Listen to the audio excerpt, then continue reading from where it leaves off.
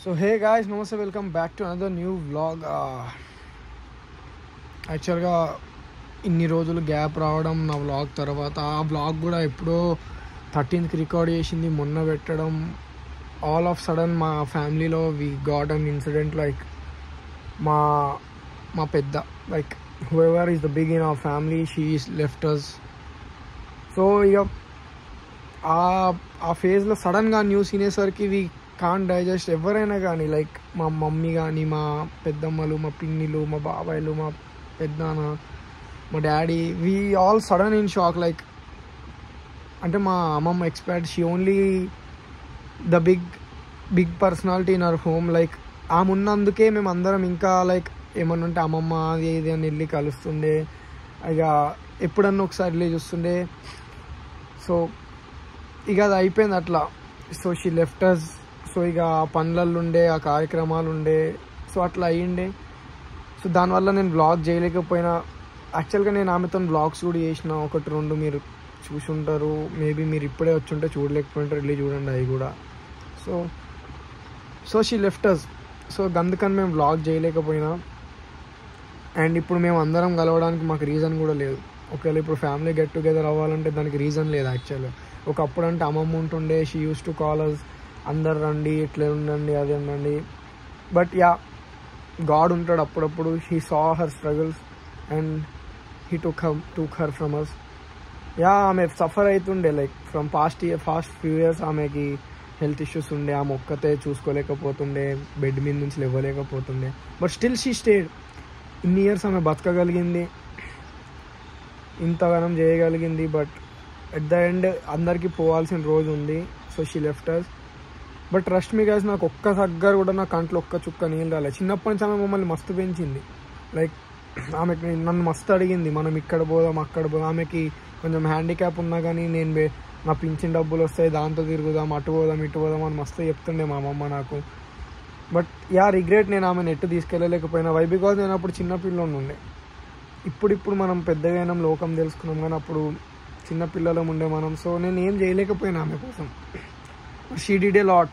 నన్ను ఆమె ఆ కుంటికాలతోనే నన్ను మొత్తం దేశం అంటే నన్ను మొత్తం హైదరాబాద్ తిప్పింది.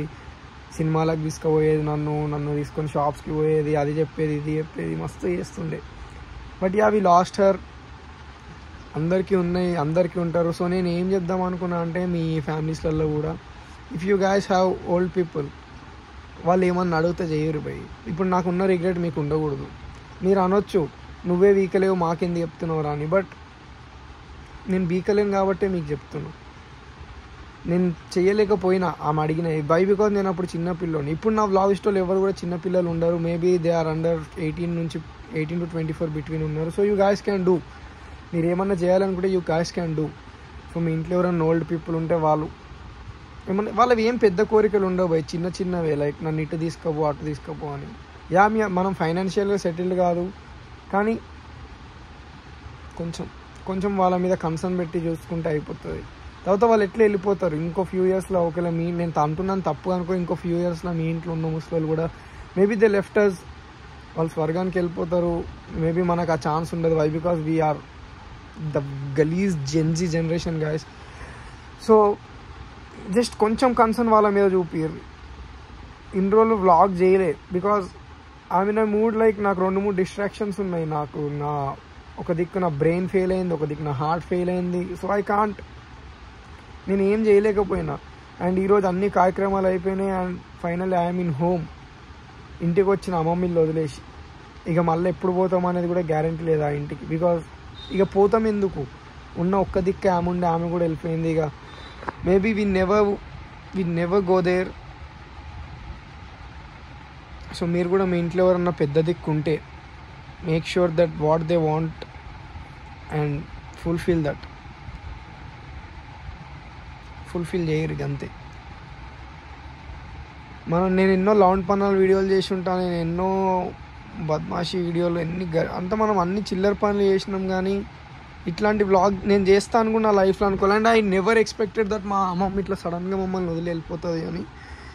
సో మీకు నేను చెప్పగలిగింది ఒక అదే, just go SIT with them, talk with them.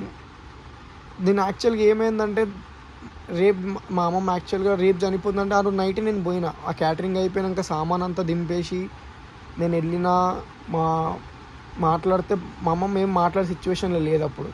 Age అయిపోయింది, ఆమెకు కొన్ని మెడికల్ ఇష్యూస్ కూడా ఉండే. సో ఆమె జస్ట్ హెడ్ని ఇట్లా అంటుండే. నేను మాట్లాడినా, మా పిన్ని వాళ్ళు వచ్చి చెప్తున్నారు ఏం తింటలేదా నీ చూసుకో, కొంచెం చెప్పు నువ్వన్న తింటుందా అది అని మా పిన్ని చెప్తుండే. నేను అప్పటికి మా అమ్మమ్మకి సరే నాకు టైం లేకుండే యాక్చువల్గా. మనం ఎట్లాంటి జనరేషన్లో బతుకుని వీ డోంట్ హ్యావ్ టైం. మన దగ్గర మస్తు టైం ఉన్నా వీ డోంట్ హ్యావ్ టైం. అదేందో మనకు అర్థం కాదు. సో నేను చెప్పిన, నేను నా దగ్గర కొంచెం క్యాష్ ఉంటే ఇచ్చిన, సరే అక్క వాళ్ళు పెట్టింది నచ్చకపోతే నువ్వేమైనా బయట నుంచి తెప్పించుకొని తిను అని డబ్బులు ఇచ్చి వచ్చిన. నెక్స్ట్ డే మమ్మీ కూడా పోయింది. మమ్మీ పోయి అమ్మమ్మకి కొన్ని చపాతీలు తీసుకుపోయి తినిపించిందంట. తినిపించిన అప్పుడే మా అమ్మమ్మ కొంచెం నాకు బ్యాక్ పెయిన్ వస్తుంది అది ఇది అంటే పడుకో అన్నది. మళ్ళీ అవి వేసింది. మమ్మీ హెయిర్ వేస్తుంటే ఇంకా మమ్మీ మీదనే అట్లా ఇట్లా పడిపోయి ఇక ఆమె లోకంలో వదిలేసి వెళ్ళిపోయింది. కానీ I don't feel bad. Like దేవుడు ఆమె చాలా ఆమె స్ట్రగుల్స్ అన్ని దేవుడు చూసిండు. సో తీసుకెళ్ళిపోయిండు. సో మీ ఇంట్లో కూడా ఉంటారు ఒక్క ఓల్డ్ పీపుల్, అమ్మమ్మో తాతో ఎవరో ఒకరు, నానమ్మో తాత ఎవరో ఒకరు.